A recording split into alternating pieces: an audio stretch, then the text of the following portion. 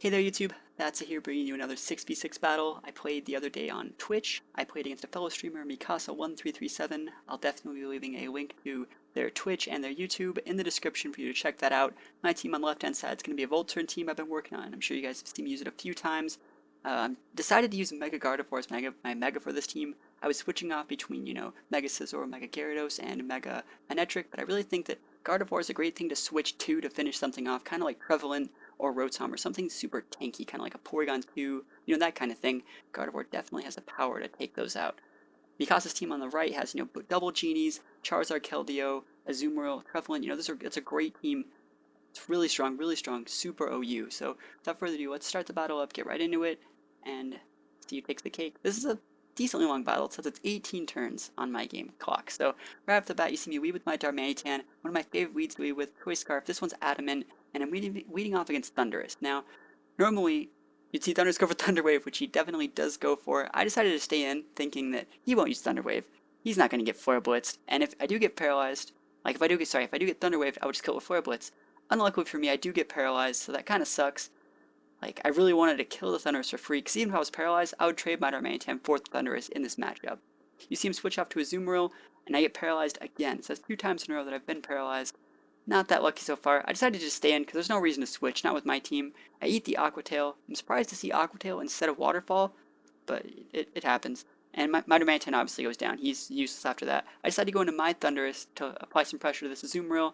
I go for a Volt Switch, and it one-shots the Azumarill. Critical hit. I don't know if I had an Assault Vest. I don't know anything about the Azumarill, but I do know that my Life Orb, super effective, super, like, EV trained and special attack Thundurus was enough to take it out with a crit from my Volt Switch. I decided to go into my Blissey now that the Azumarill is gone, and I see Mikasa go into Keldeo. Keldeo is normally a great counter for Blissey. You see it uses Sacred Sword, which is an attack which uses its special attack stat but targets my defense. So it's kind of like Psyshock. It's kind of like a physical attack, but my Chople Parry saves me. I don't die from that, and I go for a Thunder. Now, as you guys know, Thunder is super effective against the Water-type Keldeo, and this is a Serene Grace Blissey, so there's a 60% chance of this Thunder paralyzing, which it does get the para. It's great for me. I totally baited the Keldeo into coming in there, and yeah, he's pretty much useless at this point. I decide to withdraw, go to my Gardevoir, because I expect another Secret Sword, or Sacred Sword, I don't really remember which one. They're actually very different. One is a physical attack, one's a special attack, but it's fine. Mikasa's going to withdraw her Keldeo, or his Keldeo. It is a guy, even though the name's Mikasa, but going to withdraw, go into Landorus here. Landorus is a great Pokemon to fight against Gardevoir with. Now, remember how I was talking Gardevoir, Mega Gardevoir especially, has the kill power to pretty much kill anything, no matter what it is, in one hit. That's pretty much why I like it as the Mega. It checks these problem Pokemon like Landorus, for example. It's going to be going for what I learned later was a Life Orb, 252 modest, I think it was Life Orbed, but it's super, like, Sheer Force. It was Sheer Forced Earth Power, that's what it was. It doesn't get the kill, obviously, and it eats the Hyper Beam. It is going to go down, and having that Landorus out of the way is huge for me, because now I can pretty much just sweep with whatever I want to in my team. And him coming in with Trevelyan, that guy might not even be able to kill my Gardevoir with a Horn Leech. At least that's what I thought. But it looks like there are some EVs invested in attack, or it could just be Adamant or something. But my Gardevoir is going to go down, but like I said, it already did its job. I decided to go into my Thundurus here to pretty much keep this guy in lockdown. I go for a Taunt, so no Will-O-Wisp, no Toxics, no Curses or anything like that. It's going to go for Will-O-Wisp, it's obviously not going to work. I go for a Hidden Power Fire, thinking it might as well just go for it, see how much it does. And it does a decent amount, it does about 35%.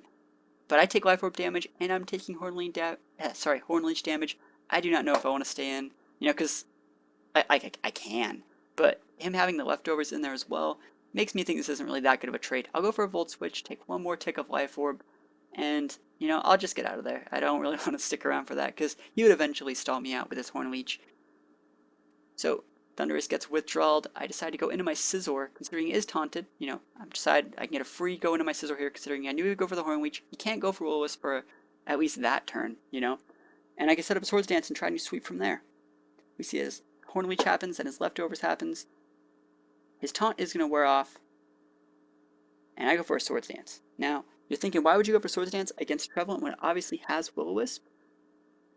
But remember, I usually carry a Lumberry on my Scizor. So Scizor is going to get cured from the Lumberry. It's going to be completely fine. Everything's going to be A-okay.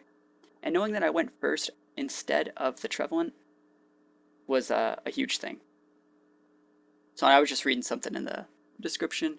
Yeah, I ate his Lumberry. He didn't have leftovers, just the Hornleech healing him. So yeah, I actually got my Lumberry back. Well, no, I don't get it back, but I ate its Lumberry. And that was kind of funny. So I withdraw my Scizor, go into Blissey. Even though I had the sword and stuff with my Scizor, I decided still fine to go into Blissey here, considering Blissey can just wall this Charizard out, unless it's Charizard X.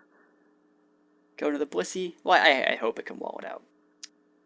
Charizard's going to start the drought, and unless it gets like a crit or something, I think I'm fine.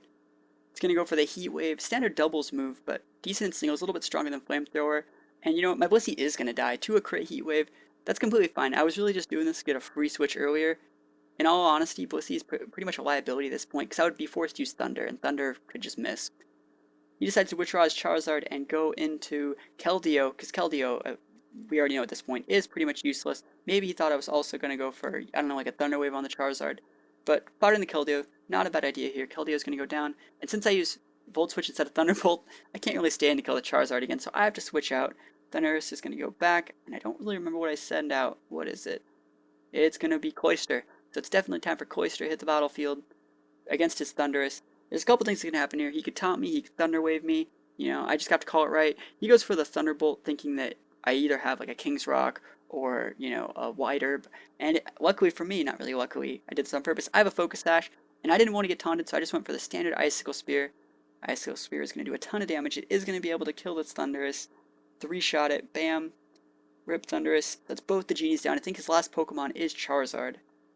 I don't really remember though. Alright, yeah, it is going to be Charizard. Charizard's going to be his last Pokemon. And I'm going to go for the Ice Shard, just get some standard damage off on this guy. There's not really that much he can do to me, but I like to get some damage off on it. We see the Dragon Pulse, and there's nothing wrong with Dragon Pulse here. I guess Dragon Pulse has a higher accuracy than Heat Wave, so we see that he has Heat Wave and Dragon Pulse. I'm expecting his last moves to be Focus Slash and Air Slash, because why would you go? You wouldn't want to go for an Air Slash that can miss or a Focus Blast. So that's why I really thought that he used Dragon Pulse instead of the other moves.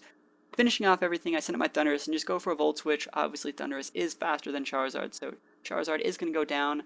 I'm going to take Life Orb damage, but that's fine.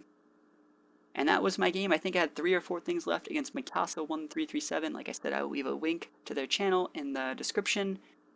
Really good streamer. I really like what they do. Well, sorry, it's a guy. I don't know why I want to say they. I really like what he does late night. The way he does raffles to decide who plays him is a really cool idea, and I think I'm going to start using it for my videos. Anyways, guys, thank you for watching the battle. I hope you enjoyed it, and I'll see you guys next time.